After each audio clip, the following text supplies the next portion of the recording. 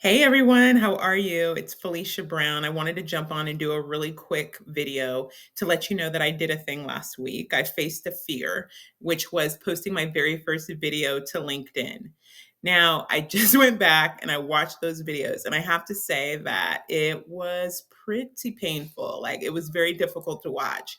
Those videos weren't very good, if at all, but I was inspired by the book Million Dollar Weekend, which tells the reader to just get started. Don't worry about how, just do something now. And that's exactly what I did. I told myself that on May 1st, happy Affordable Housing Month, by the way, that I was going to post a video come hell or high water. And that's exactly what I did. So I did it. I made it. I knew that it was going to be challenging. I went to a social media summit many, many months ago, and every single speaker in that summit basically talked about how difficult that first video was and how it wasn't very good. And so that was something that they prepared us for as attendees at that summit. I also was watching Diary of a CEO recently. I'm a big fan. And Stephen Bartlett was talking to someone that he interviewed way back when he first became a podcaster. And he was talking about how horrible the video was. I mean, I can't even say video. The sound was, because he wasn't even on video at that time. Then I watched a interview of Darius Daniels this weekend on YouTube, and I was like, the questions were a little bit all over the place. The microphone kept falling over. I've talked to friends who do videos. They were talking about how challenging it was in the very beginning. So I figured that this is just par for the course. But nonetheless, I was terrified to do it, even knowing that, but pushed past my fear and did it anyways. So I accomplished my goal. I posted the video. I told you who I was, Felicia Brown. I told you about the organization that I founded, a 501c3, Let Spirit Lead Inc., what we were focused on, making a dent in the affordable housing industry and the affordable housing crisis, right? Using housing innovation, coaching, and consulting, why we feel like we're a little bit different. I accomplished all of those goals. So now that I have that piece behind me and I've tackled that fear, I feel like now I can tell you a little bit of the story behind the videos, as well as some of the things that I learned, because it's a very steep learning curve. So the story behind the videos. For those of you who know me, and who knew me back in the day, I am an extreme extrovert. I was always the one that wanted to be at events and go to parties and meet people. I feel like I have the gift of gab. I was always connecting people. I really enjoy just being social and being around people. But then the pandemic hit. And that, along with a few traumatic events, both professionally and personally, left me an extreme introvert. And when I say extreme introvert, I mean I totally disconnected. I turned off all notifications.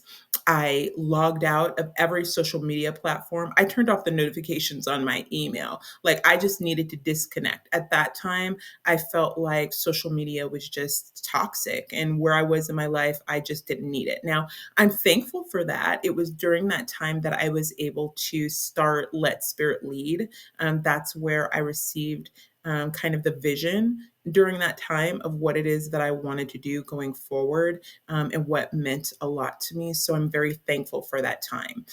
However, now that I founded the organization, I feel like I'm being called now to step back into the social media space. I have to take the organization to the next level now that it's been founded and we've gotten kind of some of the basics out of the way. And that's going to require me to partner and collaborate with others. And one of the best ways to do that is via social media. And my network is on LinkedIn, primarily LinkedIn and Facebook. And so I knew that that's where I needed to start. I was terrified. However, I knew that I needed to do it, and I knew that I cared enough about this cause and cared enough about this organization that I was led to start, that I knew that the fear was nowhere near going to stop me from doing what I feel like I was called to do. So, having said all of that, I think that one thing I learned, before we get into the 5 points of facing your fear, I think one of the things that I learned is the need to identify what your fear actually is. My fear is not actually just posting a video. The fear that I had, and I mentioned in the video, was rejection, right? And in addition to that, I had a fear of being misunderstood. That's happened to me several times in my life. I had a fear of judgment, criticism. I had a fear of embarrassing myself, humiliating myself, right? I had to take that leap and I had to face all of those fears. And all of that came up for me as I was posting a video to LinkedIn, right? So, one of the things I think, point number one, that you should know that came up for me is that you are enough. Believe it. You are enough. You are enough to overcome whatever your fear is. You can do it. You can do it. You should look in the mirror and say, I am enough. Like the famous quote from Ford, whether you believe that you can or believe that you can't, you're right. I cannot tell you how many people over the years, either through thought, I shouldn't say thought, word or deed, actions or words, have told me that I'm not enough.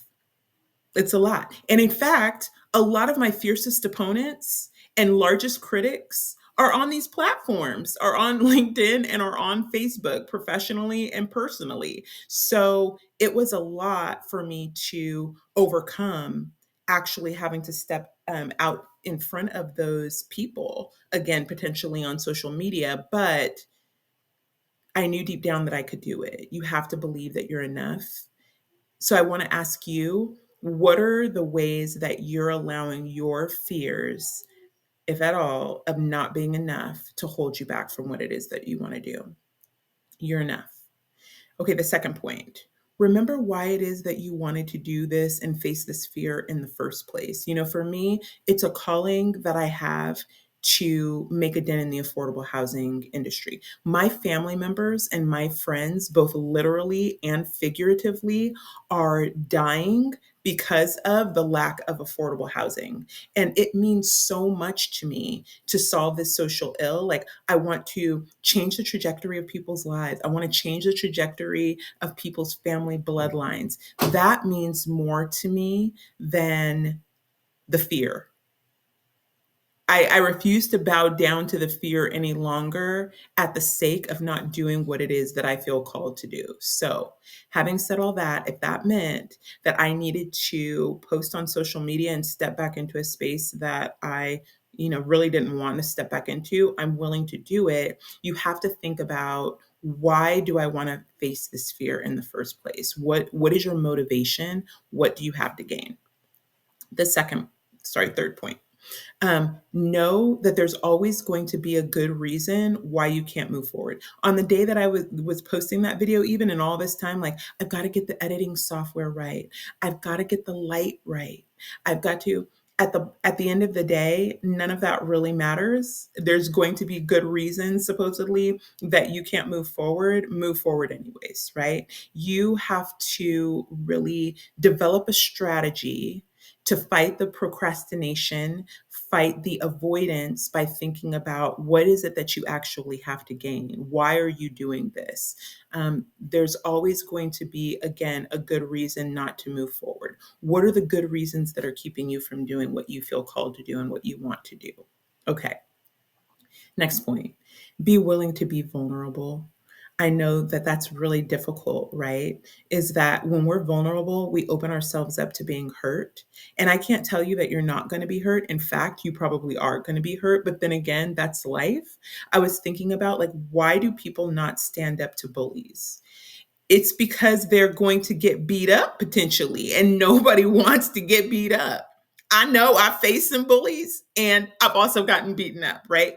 But a lot of times, the worst case scenario that you're imagining in your head is not actually what's going to happen. It's never going to play out the way that you thought that it was going to play out, guaranteed. So be vulnerable, be willing to be vulnerable, and to step out and do what it is that you feel like you're being called to do, understanding that, yes, it may cause a hurting. It may cause something that is difficult, but at the end of the day, what is it that you have to gain? Whatever it is that you have to gain is more important to you, and will feel that much better, than continuing to avoid being vulnerable, right? Just think about what it is that you have to gain by letting yourself be vulnerable.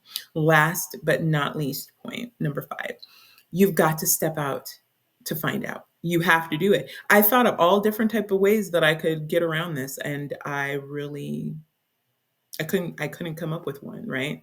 The only way to defeat your fear is to actually do the thing that you fear. That's the only thing that you can do, right? Um, a small step is still a step, right? So if you're afraid of water, start by putting your feet in, right? Get in a little bit more in a little bit. I'm not saying you have to jump into the deep end, although I do that often and it's even more challenging. But what I'm saying is like, just take a step, right? You have to step out in order to find out. And so I'm posting this video, right? This is my next step out. I did it once, but I recognize I've got to continue to do it in order to get better.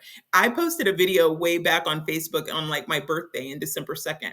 And you see that it's taken me this long to post a video again, to get up the nerve to post a video again. I know now that you've got to just keep taking a little step. You've got to step out and find out and keep doing it. Okay. In the next week, what can you do to take a step out? What can you do to step out and find out? Okay, so having said all of that, I hope that this was helpful to someone. I would love, please leave me a message, a like, whatever the case is. Thank you for your encouragement. As always, wishing you blessings and abundance until the next time. Thank you.